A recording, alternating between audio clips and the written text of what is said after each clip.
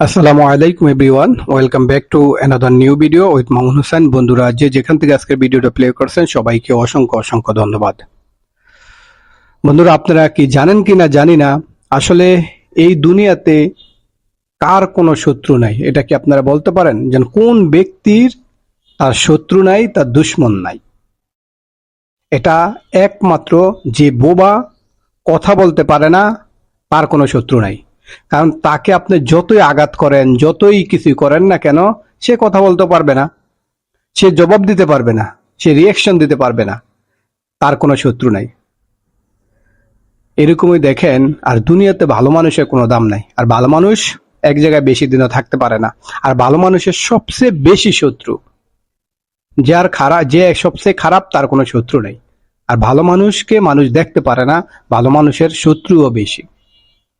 আর দেখেন, একটা একটা মানে পাতিলা, যেটাকে বলা হয় গ্রাম অঞ্চলের ভাষা, আর একটা ডেস্কি এত পাওয়ার হইতে পারে।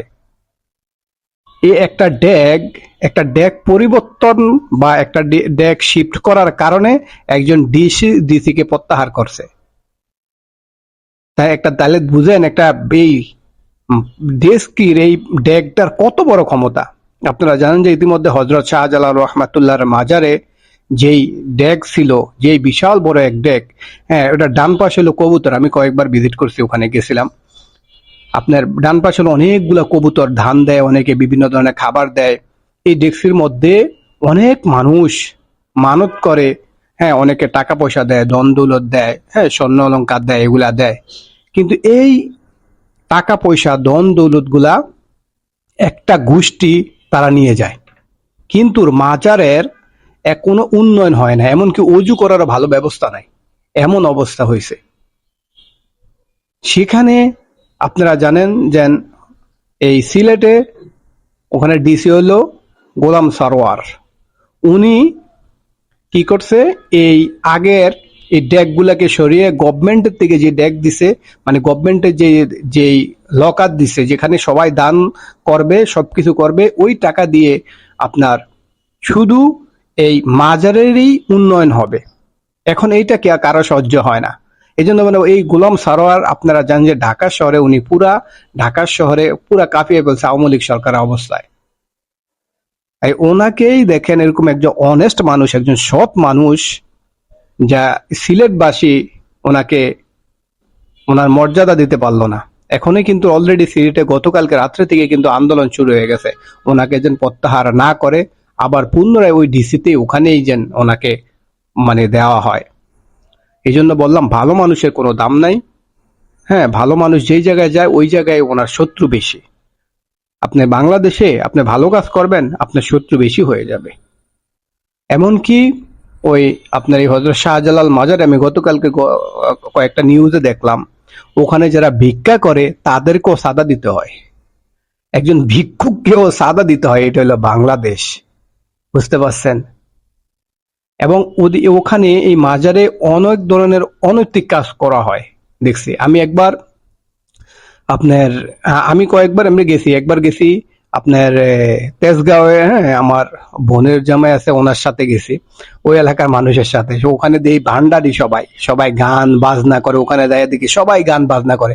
এমনকি আপনার মাজারে যাওয়া কোনো ফরজ না, কিন্তু আপনার 5 ওয়াক্ত নামাজ ফরজ। আর আল্লাহ তাআলা হাশরের ময়দানে সর্বপ্রথম আপনাকে নামাজের হিসাব নেবে।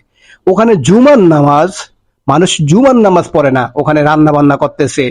হ্যাঁ, মাজারে এক পাশে রান্না বান্না করার ব্যবস্থা আছে, লাকড়ি টাকড়ি দিয়ে, ছাগল দেখবেন ছাগল দড়ি দিয়ে বেঁধে রাখে। ওখানে মানুষ মহিলা পুরুষের এক হইয়া রান্না বান্না করতেছে এমন একটা পবিত্র মাজারে।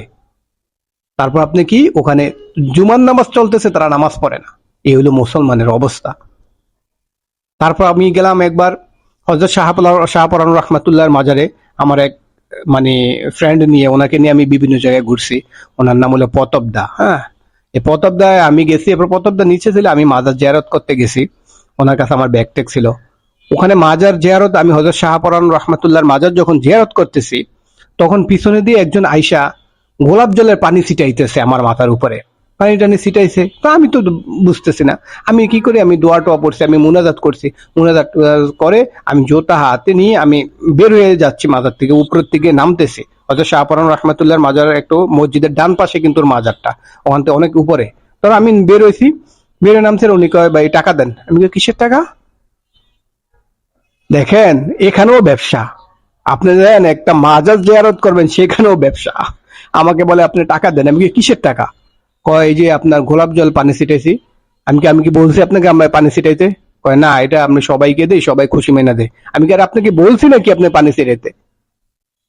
তারপর অনেক বার্গেনিং করছে, কিন্তু আমি 1 টাকাও দেই নাই। তারপর ওখান থেকে আমি গাড়ি নিয়ে আমি চলে আসছি। তারপর আপনি ওই যে পুষ্কুনির মধ্যে সেম অবস্থা, বাথরুমে যান সেম অবস্থা, বাথরুমে গেছি পুরা নোংরা একটা বাথরুম হযরত শাহপরান রহমাতুল্লাহর মাজারে। কিন্তু কোটি কোটি টাকা আপনার প্রতি বছরে মাসে উঠতেছে। এই টাকাগুলা যায় কই? কাদের পকেট ভারী হইতেছে, কিন্তু মাজারে কোনো উন্নয়ন হয় না। এই হলো আমাদের অবস্থা, বুঝছেন? এই জন্য ভালো মানুষের দাম নাই। গোলাম সারোয়ার উনি একজন অনেস্ট মানুষ ছিল, এবং অনেস্ট একজন, মানে যতজন ভালো ডিসি আছে এর মধ্যে অন্যতম একজন। এই জন্য তারা মূল্যায়ন করতে পারলো না। তাহলে সবাই ভালো থাকবেন এবং ভিডিও এইটা বেশি বেশি করে শেয়ার করে দিবেন, অন্যকে দেখার সুযোগ করে দিবেন। আল্লাহ হাফেজ। আসসালামু আলাইকুম ওয়া রাহমাতুল্লাহ।